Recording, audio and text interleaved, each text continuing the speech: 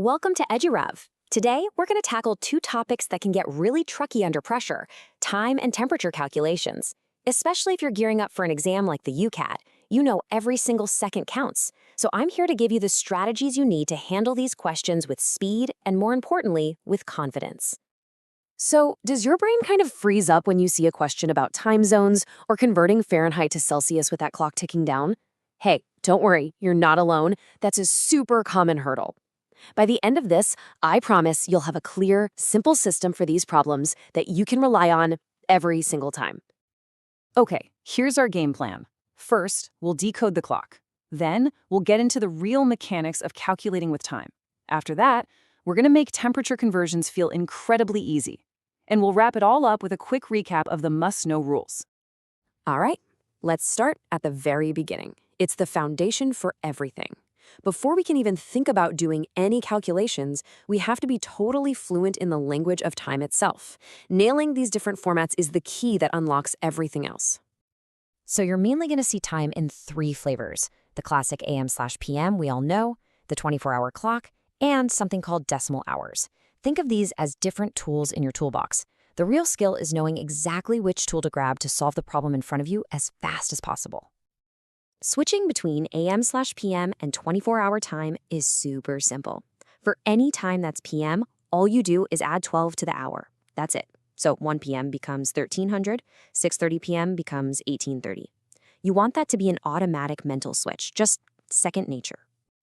Okay, now that we have the formats down cold, let's get into the actual calculations. This is where we can save a ton of time on the exam by using a really powerful technique: converting our clock time into decimal hours. So what's the big deal about decimal hours? Well, it's just a way of writing time where minutes are shown as a piece of an hour. And why do we do this?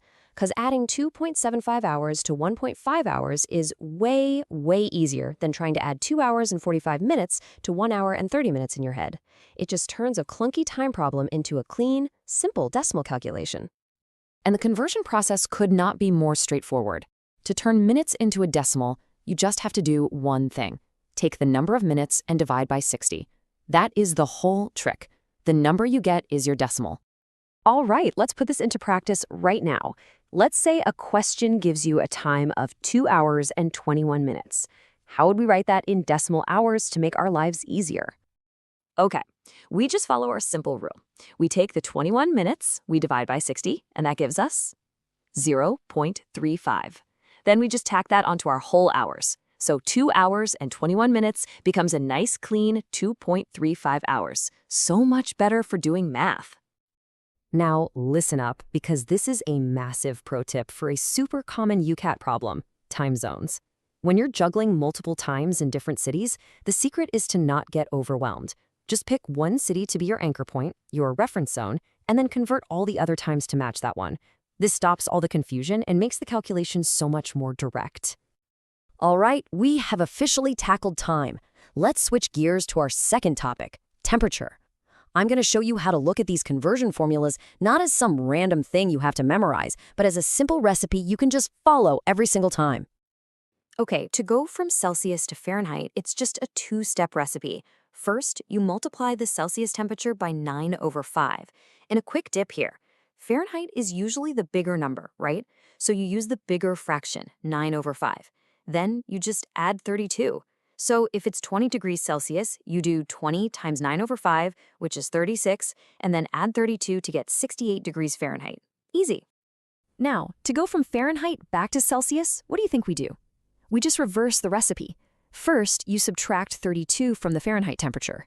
Then you multiply that result by 5/9. And again, since Celsius is usually the smaller number, we use the smaller fraction, 5/9. So if we take that 68 degrees F, subtract 32 to get 36, then multiply by 5/9, we're right back at 20 degrees Celsius. See, it works. And hey, just one more little fact to tuck away in your back pocket is the Kelvin scale. It's not as common on these exams, but it's good to know that 0 degrees Celsius is the same as 273.15 Kelvin. It's just a simple addition or subtraction if you ever see it. Now, here are two huge tips to avoid losing some really easy marks. First, always, and I mean always, double-check the question to see what units your final answer needs to be in. And second, please do not waste precious time converting a temperature if the question doesn't ask you to. Only convert if you absolutely have to.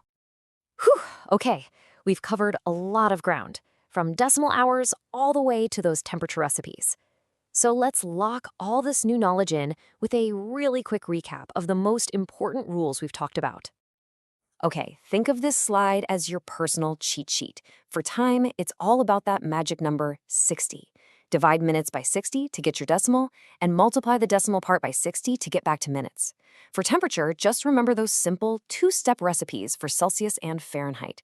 These 4 formulas right here are your keys to success. So now that you've seen how simple these rules can actually be, are you ready to stop worrying about these questions and start actually mastering them? Because the next step is to take these ideas and apply them with some real practice. And the absolute best place to get that practice is on the EduRev app. You'll find thousands of UCAT questions, detailed lessons, everything you need to feel fully prepared. You can download it right now on the Play Store and the iOS App Store. Thanks for hanging out with me, and I'll see you in the next one.